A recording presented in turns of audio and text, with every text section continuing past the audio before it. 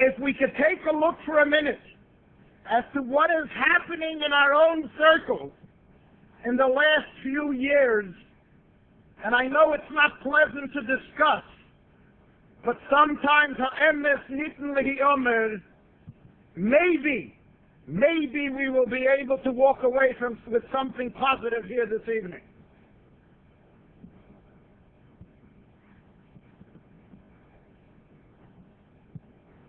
Years ago, if a shochet just thought of putting on galoshes, kaloshim,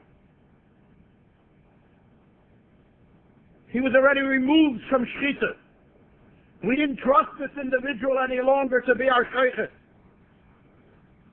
We felt that this person has been inundated with progressive thoughts in his mind, and as such, one can no longer trust him as a Yireh Shamayim. And if we take a look what's happening in the street today, where there's a case going on now in California, in which the world is questioning whether an individual is trustworthy enough to be around children, let's take a look around our own circles once again.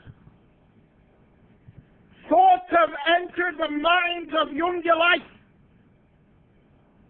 People who would have never dreamt of a thing like this, machshavas zoros, that could even enter into our own circles, and yet, not only are these thoughts in the circles of people, but these thoughts are actually verbalized and articulated to others.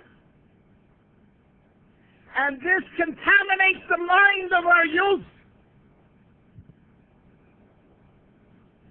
And I don't even want to utter out of our mouth, if kaloshim can mean a horrendous thing, what can a thing like this mean? Where does this come from?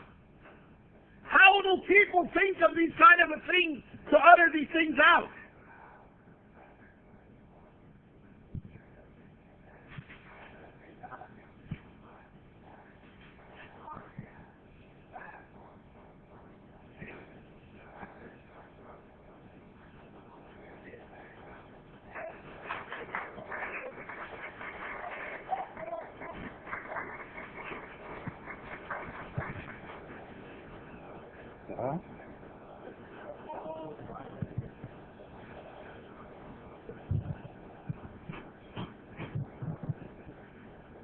The reason a thing like this can happen is, yes, we have nisyonis.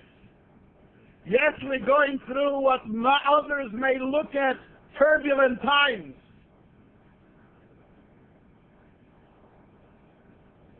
But that is obviously not a reality.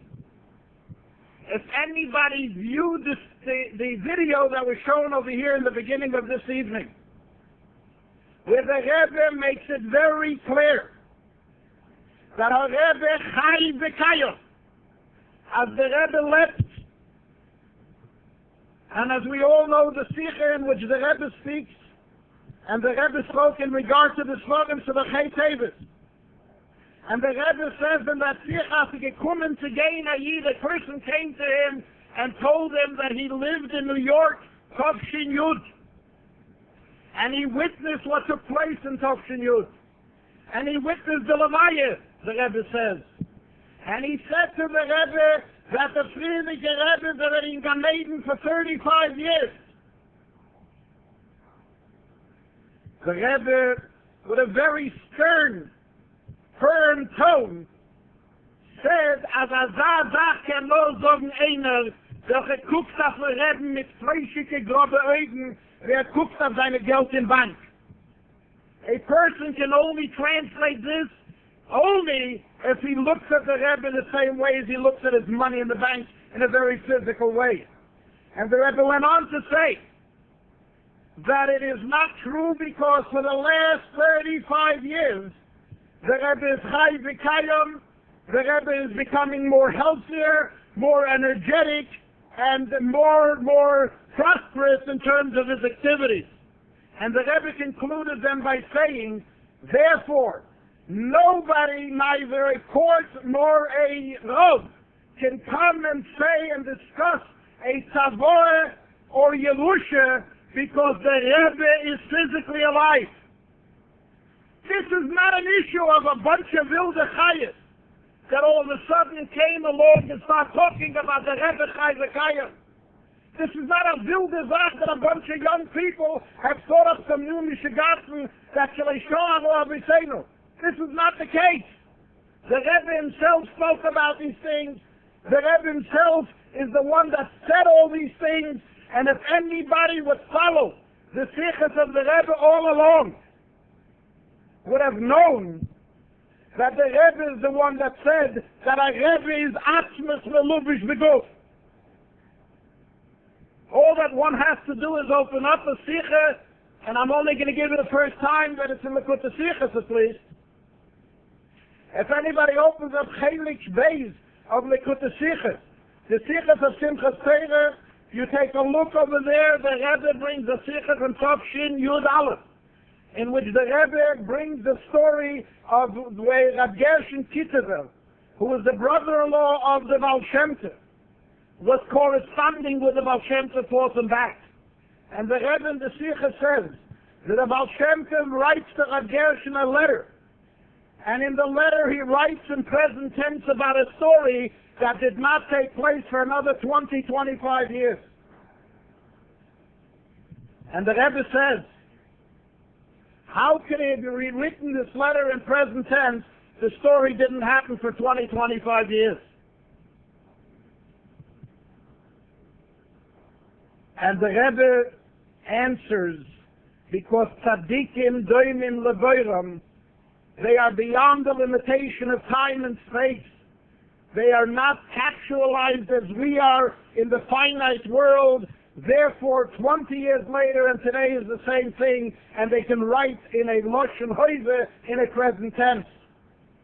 And the Rebbe goes on in that sikh, and he says that from this we can also understand why the Rashbi used an interesting expression. The Rashbi uses a term, the Rebbe brings it both from the Zohar and from the Yerushalmi, that man pnei ha'odin Hashem, who is considered today visiting or seeing the face of the Master, the Almighty, Dor Rashbi. The Rashbi says it on himself that applies to the Rashbi. And the Rashbi and the Rebbe asks, how can a basar v'dam, how can a human being of flesh and blood say upon himself that he is God? And the Rebbe explains that because of the fact that tzaddikim doimim levoiram and they are mekovos of the Eibishter, yes, he can say so very freely. If people would only learn the sichos of the Rebbe, if people would only have the Dam Ashetoshim, the responses, Unishemeza, the Rebbe once writes a letter that a person came to him and he asked him a question. And he said that he didn't know what to answer because somebody asked him something about Lubavitch and he didn't have an answer. And the Rebbe writes him back that for someone who has heard the Fabrengens for so long, for someone who has learned Chassidus for so long, to not have an answer to someone like that is a Dover Hamazah. How can that be?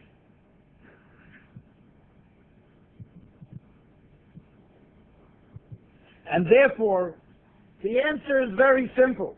Maybe if we would indulge ourselves with the way the Rebbe pleaded and begged by us, that we should learn the Inyomi Mashiach HaGeyulah, Milekut Sichos of the Nosi Hadoir, maybe a lot of these questions would have been very much answered, and they wouldn't have been an issue. Did the Rebbe say that he's Mashiach or not? We don't need a world to sit out there and criticize us, and we sit around and say, well, maybe, maybe not. Who says we should answer? It's not proper. It is proper. Should we talk about it in the street? Should we not talk about it in the street? The Rebbe spoke about these things, Vasabrengens. These things were muge. The Rebbe said clearly that when a thing goes out in print, the chlal, it's for the whole world. And if the Rebbe says Miyad, the Rosh Tevis of Miyad, the Rebbe says there's two forms of looking at it. There is the conventional sense of looking at it universally,